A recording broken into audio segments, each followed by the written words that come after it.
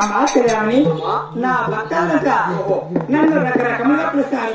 అంటే భూలోకంలో భక్తులందరూ కూడా ఓహో అది నామదేవత పిలుస్తున్నారు. అది పేర్లు పెట్టుకుని భూలోకానికి వచ్చావు తల్లి. ఇప్పుడు ప్రస్తుతానికి ఏమంటున్నారు?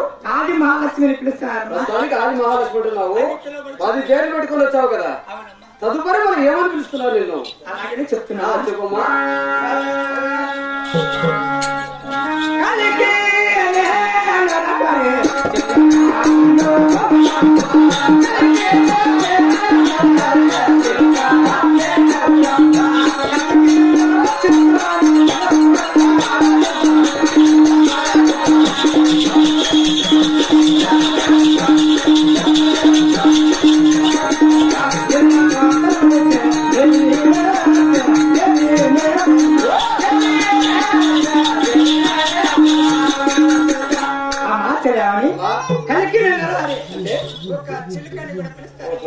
మంచి రంగులు చిలుక అని ఆ పేరు పెట్టుకుని భూలోకానికి వచ్చావు. ఆ ప్రకారం తదుపరి వాళ్ళు ఏమని పిలుస్తున్నారు?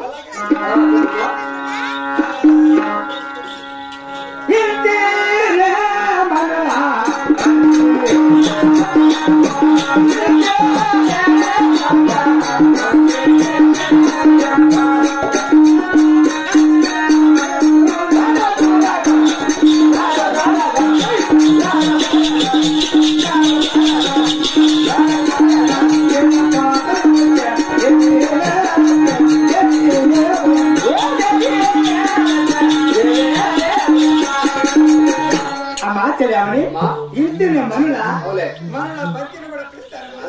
బంతిని పేరు కూడా బంతిని పేరు పెట్టుకుని వచ్చేసావు. ఆ ప్రకారం కూడా పిలుస్తారు.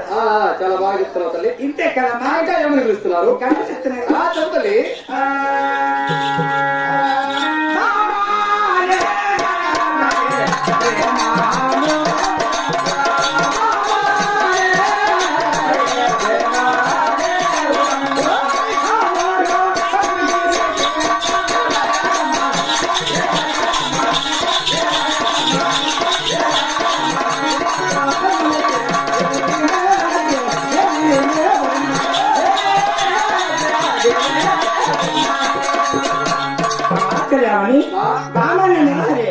ఒక ప్రేమాన్ని కూడా పిలుస్తున్నారు. అంటే నీ భర్త పైన నీకు అంత ప్రేమ ఉందన్నమాట. ఆయన వైకుంఠ వాసుడు లక్ష్మీ నరసింహస్వామి నీ భర్త. ఆయన మీద నీకు చాలా భ్రమ ఉంది. ఆయన అంటే నీకు ఇష్టము. నీ భర్త అంటే నీకు ప్రాణం. చూడమ్మా చాలా బాగా ఇటువంటి భక్తులు ఏమంటున్నారు? నన్ను ఏమని పిలుస్తారు?